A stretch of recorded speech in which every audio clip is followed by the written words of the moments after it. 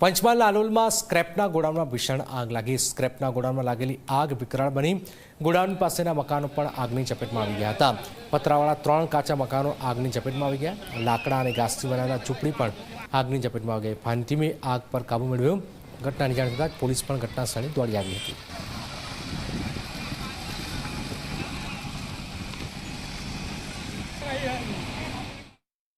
આ બધું અમારું કશું નીકળ્યું નહીં, બધું હરગી ગયું। જે સામાન હતું કશું અમારથી બહાર નીકળ્યું નહીં। બોલો શું કરવાનું તમારે? આગ લાગી તો તમે એમને જાણ કરેલી? હા, આગ લાગી તો અમે બહાર જ નીકળી જાય, અમે દેખતા હતા। આ એ લોકો મંગાવે સાધન તો અમારું બધું નીકળે ને, અમારું કશું સાધન નીકળ્યું નહીં। બોલો અમારા ઘરમાં અંદર શું ના હોય, બધું સાધન હરગી ગયું। અમારે કઈ એક આઈટમ ના જ નાખી।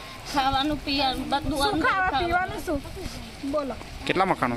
અમારે 2 મકાન 1 સાપુ। થોડી દેરમાં